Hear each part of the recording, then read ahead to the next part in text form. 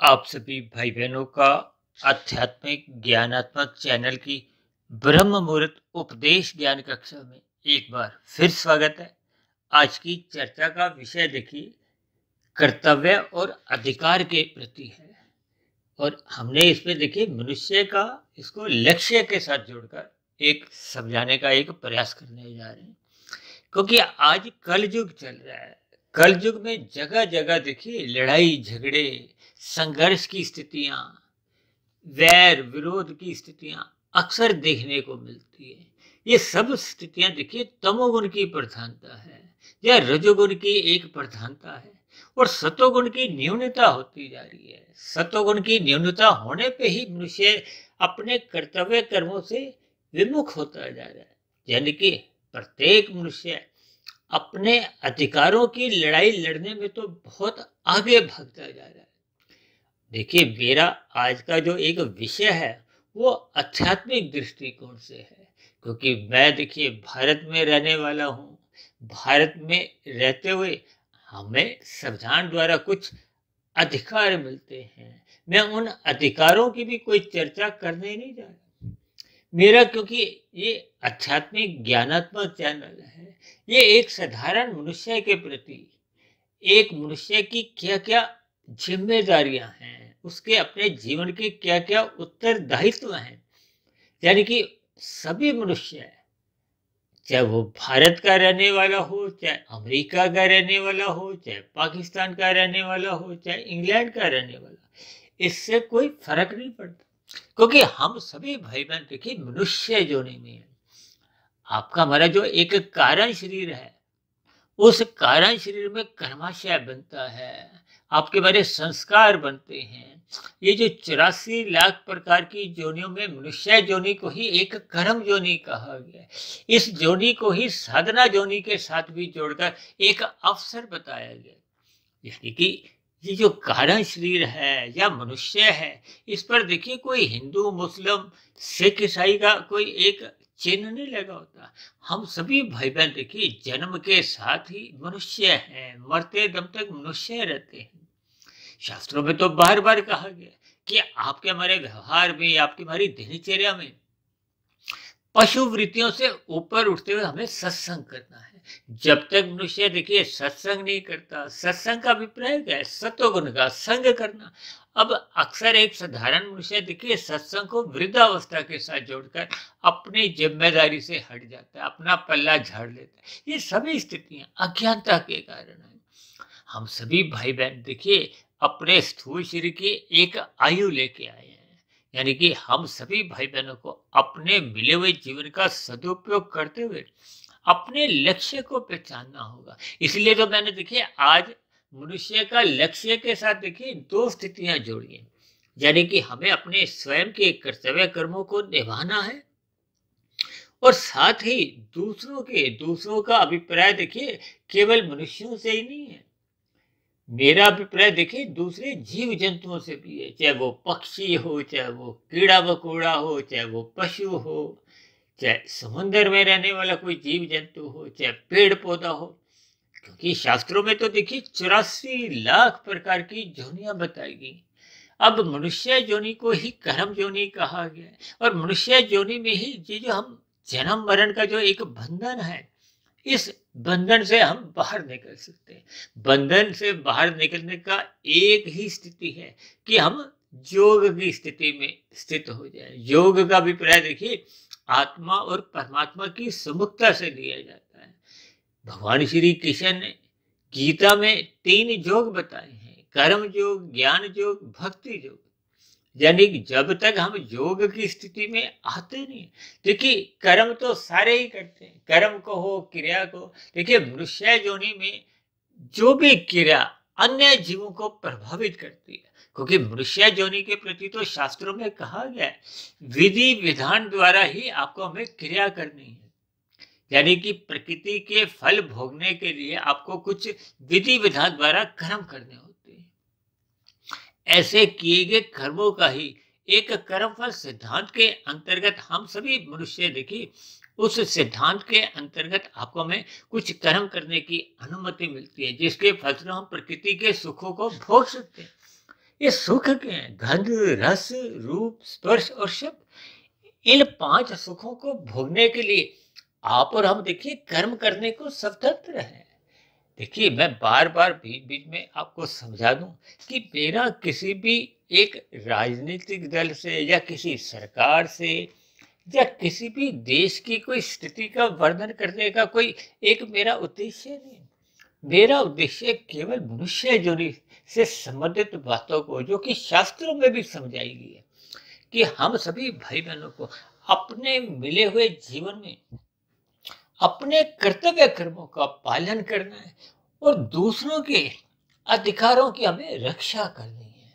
दूसरों के अधिकारों की रक्षा हम तभी कर पाते हैं जब हम अपने कर्तव्य कर्मों का आपको हमें एक बोध होता है। हम अपने कर्तव्य कर्मों को अक्सर मैं बार-बार कहता हूँ ईमानदारी से निभाते हैं। देखिए, कोई हमें आपको देख रहा है या नहीं देख रहा। अक्सर मनुष्य देखिए आज कलयुग में अक्सर कुछ मनुष्य ऐसे भी हैं जो अपने देखिए एक परोपकार के कार्यों में लगे हुए हैं। लेकिन यदि हम परोपकार के कार्य भी देखिए सकाम भाव से करते हैं, तो उस सकाम भाव से भी कर्म करते हुए भले ही वो देखिए एक पाप कर्मों से तो बहुत ही अच्छे माने जाते हैं, क्योंकि पाप कर्म तो देखिए ताम से ही होते हैं। तमोगुण से तो 10 गुना अच्छा रजोगुण है। जब रजोगुण में रहते हुए हम जो कर्म करते हैं, हम अन्य जीवों को सुख भी नहीं देते, दुख भी नहीं देते, लेकिन धर्मानुसार विधि विधान द्वारा कानून के अंतर्गत रहते हुए हम अपने सुख को सुनिश्चित कर देते हैं। तो ये भी एक साधारण पुण्य कर्म है। जबकि परोपकार के कार्य तो देखिए रजोगुण से भी 10 गुने अच्छे माने जाते हैं, क्योंकि परोपकार के कार्य में पहले हम दूसरे का हित चाहते हैं, फिर उसके बदले में हम भगवान से कहो, माया से कहो, अपना भी हित चाहते हैं, स्वयं के भी भोग की एक इच्छा रखते हैं। हालांकि जो आज का कर्तव्य के प्रति की जो हम वीडियो में बता रहे हैं, उस कर्तव्य का अभिप्राय देखिए एक कर्म योग की स्थिति से है, निष्काम भाव से कर्म करने की एक स्थिति है, जो कि भगवान श्री कृष्ण जी ने गीता में अर्जुन के माध्यम से हम सभी भाई बहनों को एक ज्ञान उपदेश दिया है। और त्रेता युग में तो मर्यादा पुरुषोत्तम राम जी ने अपने कर्तव्य कर्मों का पालन पग पग पर किया। चाहे वो देखिए एक पति के नाते हो, पुत्र के नाते हो, एक नागरिक के नाते हो, एक राजा के नाते हो, यानी कि विभिन्न अलग अलग स्थितियों में हम सभी भाई बहनों को मरते दम तक अपने कर्तव्य कर्मों को निभाना होगा। जब तक मनुष्य अपने कर्तव्य कर्मों को एक ईमानदारी से निभाता नहीं है, तो देखिए समाज में जो एक भाईचारा है, प्रेम मोहब्बत का जो एक वातावरण है, वो फिर सही सही बन नहीं पाता। फिर संघर्ष की स्थितियां बनती है। संघर्ष की स्थितियां बनने पे देखिए विभिन्न प्रकार के एक क्लेश की स्थितियां बनती है। आज घरों में ही देखिए अलग अलग क्लेश की जो स्थितियां बनने के पीछे का कारण क्या है, कि मनुष्य अपने अधिकारों की लड़ाई लड़ता है। देखिए, एक पुत्र का अपने माता पिता के प्रति कर्तव्य है कि वो अपने माता पिता की सेवा करे, और इसी तरह माता पिता का देखिए अपने पुत्र से एक सेवा लेने का एक अधिकार है। और जब मनुष्य केवल अपने कर्तव्य कर्मों को तो निभाता नहीं है और अपने अधिकारों के प्रति ही सजग रहता है, तब ऐसी स्थिति में देखिए समाज में विभिन्न प्रकार की संघर्ष की स्थितियां उत्पन्न होना एक सहज स्थिति हो जाती है। देखिए, जब तक मनुष्य अपने अधिकारों के लिए कि विभिन्न प्रकार के, चाहे वो देखिए उसके मौलिक अधिकार ही हों, जब जब आपके हमारी जो एक दृष्टि है वो अधिकारों पर ही एक केंद्रित रहती है, तो फिर आपके हमारे जीवन में देखिए किसी भी प्रकार की कोई योग की स्थिति नहीं उत्पन्न होती। और जब तक योग की स्थिति उत्पन्न नहीं होती, तो मनुष्य जीवन में देखिए विभिन्न प्रकार के एक तामसी या राशि कर्म ही उसके जीवन में होते रहते हैं, या कभी कभी देखिए सात्विक कर्म भी होते रहते हैं। लेकिन निष्काम भाव से कर्म कहो या कारण शरीर में एक शुद्धिकरण की एक स्थितियां हैं, प्रक्रिया है, वो तो देखिए आरंभ ही नहीं होती। कारण शरीर में शुभ संस्कार तभी बनते हैं। देखिए, कारण शरीर में जो हम सकाम भाव से कर्म करते हैं, चाहे वो अच्छे कर्म हो चाहे वो बुरे कर्म हो, देखिए शास्त्रों में जिन कर्मों की आपको में अनुमति दी गई उनको विहित कर्म कहा गया। ये विहित कर्म देखिए राजसी और सात्विक माने जाते हैं, जबकि जो निषेध कर्म जिनके लिए मना किया गया है वो एक तामसी कर्म है। अक्सर हम देखिए तामसी कर्मों को छल कपट, ठगी, हेरा फेरी, अनीतिगत कार्यों से जोड़ते हैं।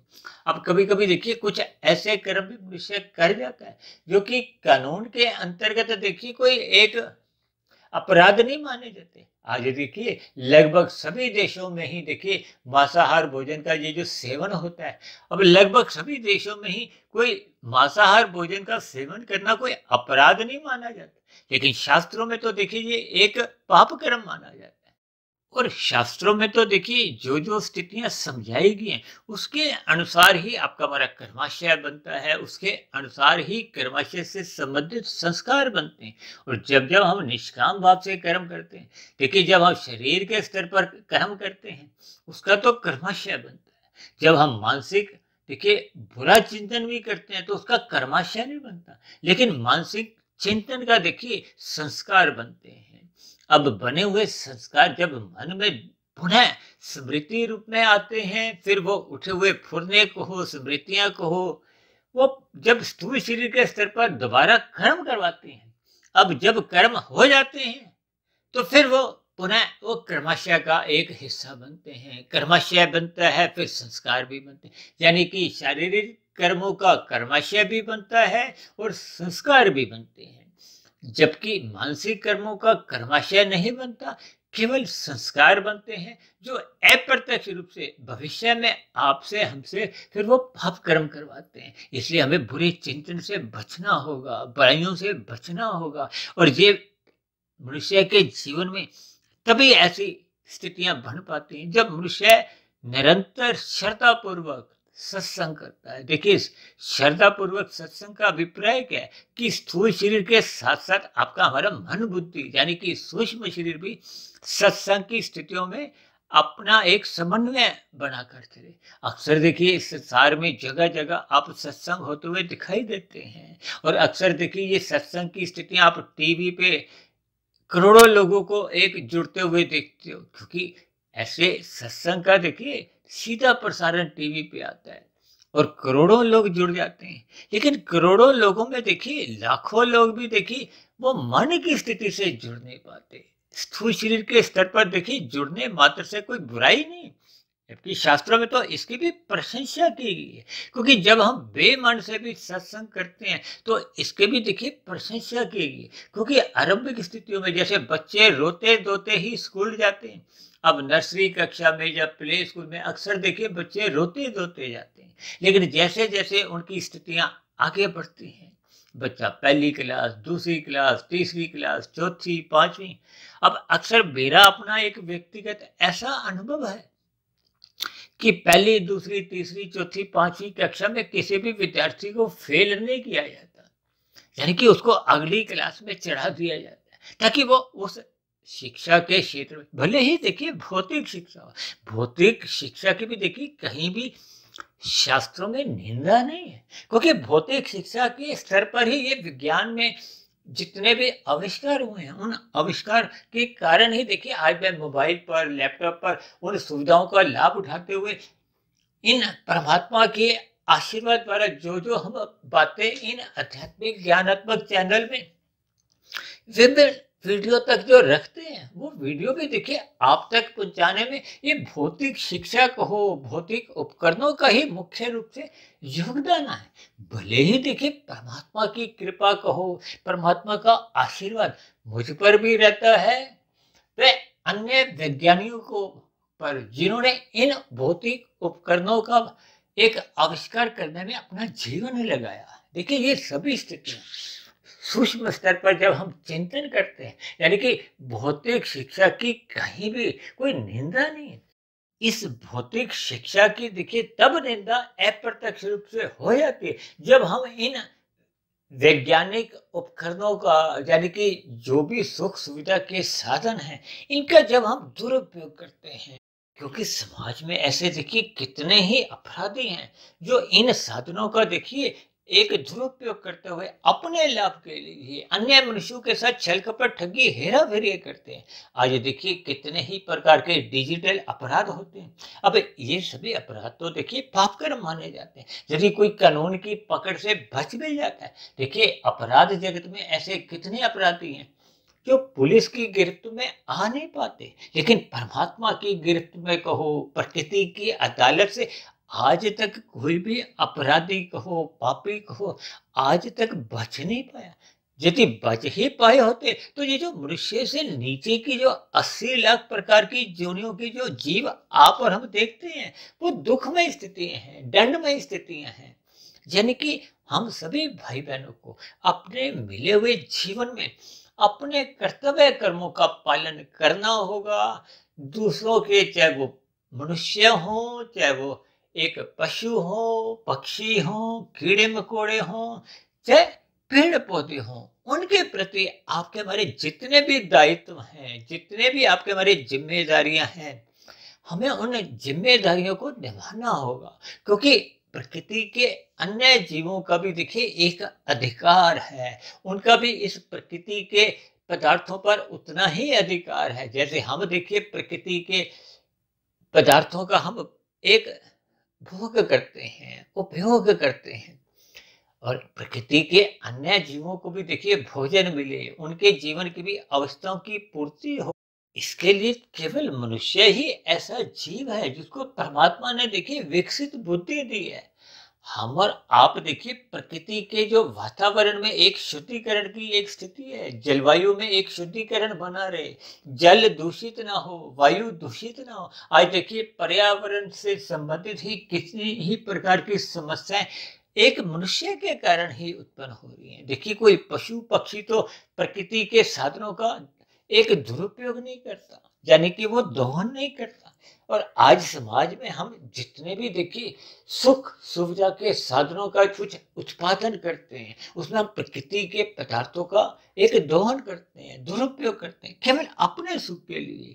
हम देखिए नदियों को कितना ही दूषित करते जा रहे हैं। वनस्पति के संबंध में हम देखिए ही हम वनों का एक नष्ट करते जा रहे हैं। ये सभी स्थितियां देखिए मनुष्य की अपने कर्तव्य कर्मों के प्रति एक विमुखता है। यानी कि हम सभी भाई बहनों को अपने कर्तव्य कर्मों का पालन करना होगा। परमात्मा द्वारा आपको में जो एक आध्यात्मिक उन्नति का जो एक अवसर मिला है, उस अवसर का हमें आपको लाभ उठाना होगा। और ये लाभ उठाने के लिए हमें अपने कर्तव्य कर्मों को प्रसन्नता पूर्वक ईमानदारी से निभाना होता है। क्या देखिए, हाँ, आपको अभी कोई परिवार का सदस्य देख रहा है या नहीं, गली मोहल्ले में आपके कर्मों की सराहना होती है या नहीं, या सरकार द्वारा, देश द्वारा आपके किए गए कर्मों की सराहना होती है। हमें तो केवल परमात्मा द्वारा आपकी आत्मा के स्तर पर जो जो आपको हमें अपने कर्तव्य कर्मों का बोध होता है, उन कर्तव्य कर्मों को मनुष्य को निभाना होगा ईमानदारी से, प्रसन्नता पूर्वक। और दूसरों को अधिकारों की आंखों में रक्षा करनी होगी। और ये रक्षा हम तभी कर पाते हैं जब मनुष्य ईमानदारी से कर्मयोग की स्थितियों में, यानी कि निष्काम भाव से हम जब अपने कर्तव्य कर्मों को निभाते हैं, तो सहज ही हमारे आपके कर्तव्य कर्मों का पालन होने लगता है। एक प्रकृति के वातावरण में आपका हमारा जो एक सहयोग है, वो सहज ही हम अपने दायित्वों को निभाते हैं। परमात्मा के प्रति आपके बड़ी आत्मा के कहो जो जो एक दायित्व है। देखिए दायित्व का अभिप्राय देखिए स्थूल शरीर के स्तर पर क्रियाएं हैं, मन के स्तर पर आपके मेरे विचार हैं। ये सभी जब एक सात्विक बने रहते हैं तो हमारी अन्य मनुष्यों के प्रति भी देखिए सहानुभूति बनी रहती है। जब सहानुभूति के भाव होंगे, यानी कि अन्य जीवों के प्रति भी एक संवेदनाएं होंगी, तो दया भाव में ये फिर हम मांसाहार भोजन का सेवन करने से बचेंगे। क्योंकि जैसे आपको में देखिए कोई एक हल्का सा थप्पड़ भी मारता है तो हम क्रोधित होते हैं। और जब हम देखिए अपने जीविया के स्वाद के लिए पक्षियों का, पशुओं का हत्या कर देते हैं, भले ही देखिए इन भोजन, मांसाहार भोजन के खाने वाले इनकी हत्या नहीं भी करते, लेकिन मुख्य रूप से दोष तो उन्हीं को ही लगता है। भले ही खाने वाले को, मारने वाले को, पकाने वाले को, इसका वितरण करने वाले सभी ही किसी न किसी अंश में उस पाप के भागीदार बनते हैं। देखिए इन सभी स्थितियों को आपको में समझना होगा, क्योंकि परमात्मा भी आपसे हमसे एक अपेक्षा रखते हैं कि मैंने इसको मनुष्य योनि का जो जन्म दिया है, ये जन्म मरण के बंधन से मुक्ति पाता हुआ आनंदमय स्थिति को प्राप्त हो, मोक्ष की स्थिति को प्राप्त हो। इसी तरह प्रकृति भी आपसे अपेक्षा रखते हैं कि वो प्रकृति के पदार्थों का दोहन नहीं करे, बर्बाद नहीं करे, ताकि प्रकृति के वातावरण में किसी भी प्रकार का कोई दोष उत्पन्न ना हो। प्रकृति के वातावरण की जो एक सुंदरता है वो बनी रहे, और समाज में जो अन्य जीव जंतु हैं, प्रकृति के जितने भी जीव हैं, उनका भी जीवन देखिए एक सुचारू रूप से चले। अब परमात्मा ने तो देखिए उन नीचे की जोनियों के सभी जीवों को क्रम से अच्छे से रखा है, क्योंकि परमात्मा तो देखिए परम दयालु है और न्यायकारी भी है। अब न्याय तो करना है, जब किसी ने देखिए पाप कर्म किया तो उसको उसकी सजा तो मिलनी चाहिए, लेकिन उस सजा में उसको कष्ट नहीं हो। परमात्मा परम दयालु है, इसलिए उनको क्रमशः परमात्मा ने उन सभी जीवों को क्रमशः अचेत रखा है, जबकि आपको हमें देखिए सचेत रखा है, ताकि हम अपनी जिम्मेदारियों को निभाएं।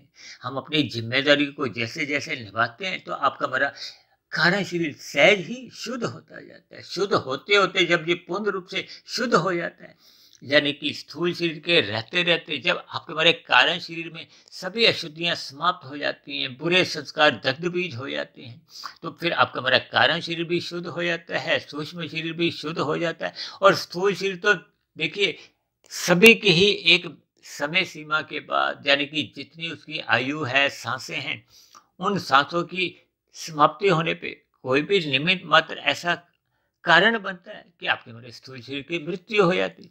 तब ऐसी स्थिति में स्थूल शरीर की मृत्यु के साथ ही, क्योंकि पहले का जो कारण शरीर सूक्ष्म शरीर है वो पहले ही समाप्त हो गए, तब ऐसी स्थिति विशेष में आत्मा एक मोक्ष की स्थिति को, आनंद की स्थिति को, एक लंबे काल के लिए परमात्मा के सानिध्य में एक आध्यात्मिक लोक में चली जाती है। वो एक आनंदमय स्थिति। देखिए शास्त्रों में तो बार बार कहा गया है कि सभी जीवात्माएं देखिए ज्ञान स्वरूप है। हम जो ज्ञान की प्रतिदिन चर्चा करते हैं, जैसे आज हमने देखी कर्तव्य और अधिकार के प्रति कुछ विचार रखे, ये सभी स्थितियों की आपको में जानकारी है। परमात्मा ने सभी आत्माओं को एक कर्मबद्ध तरीके से एक पहले ही ज्ञान स्वरूप रखा हुआ है। ये सभी स्थितियां, हालांकि शास्त्रों में तो देखिए आत्मा को ज्ञान स्वरूप एक प्रवाह से कहा गया है। परमात्मा आनंद स्वरूप है, और ये जो माया है, माया के तीन गुण हैं, तमोगुण, रजोगुण और सतोगुण, ये जड़ हैं लेकिन नित्य हैं। इन तीन गुणों के अलग अलग लक्ष्य हैं। इन लक्षणों के अनुसार मनुष्य को सतोगुण का अधिक संग करना होता है, उसी का ही नाम सत्संग है। और रजोगुण को मर्यादा में, यानी कि अपने स्थूल शरीर की अवस्थाओं की पूर्ति के लिए, तभी तो ये चार पुरुषार्थ है। पहला पुरुषार्थ क्या है? धर्म, ताकि अर्थ और काम को हम मर्यादा में रखें। अक्सर मैं देखिए बार बार कहता रहता हूँ, हमें लाल बत्ती पे रुकना होगा, हरी बत्ती पे ही चलना होगा।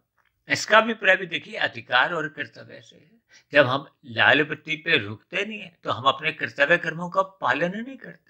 अब ऐसी स्थिति विशेष में जो दूसरों का अधिकार था, उनके लिए तो हरी बत्ती थी, आपकी लाल बत्ती, तो उनका अधिकार हमने छीना है अपने कर्तव्य कर्मों से विमुख होते हुए।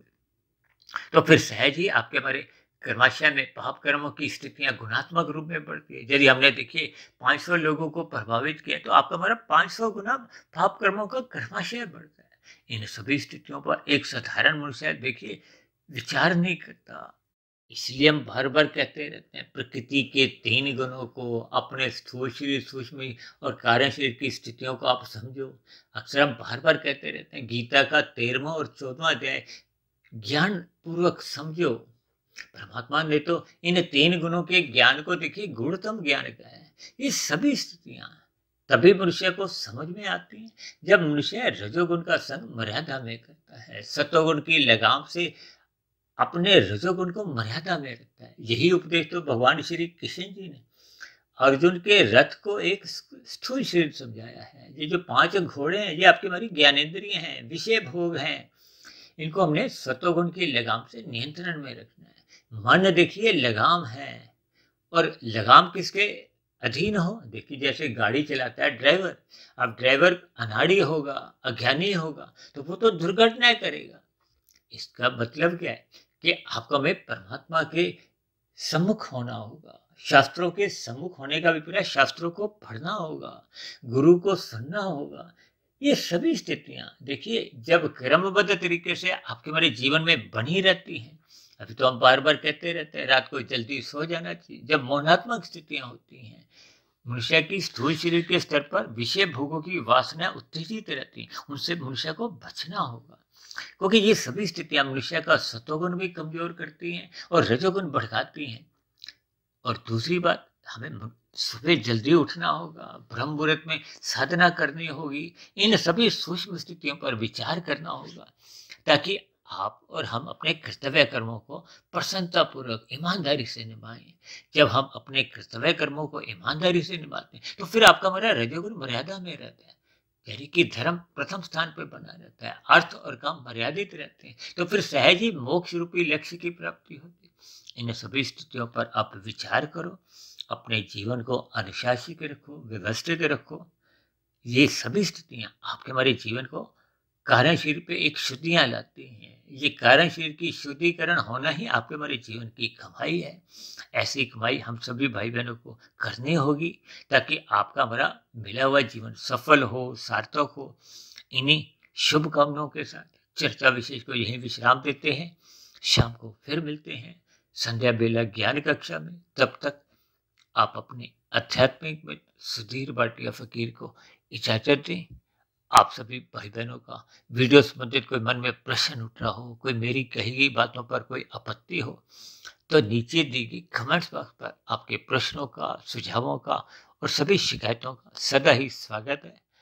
चर्चा को ध्यानपूर्वक सुनने के लिए आप सभी भाई बहनों का भी बहुत बहुत धन्यवाद।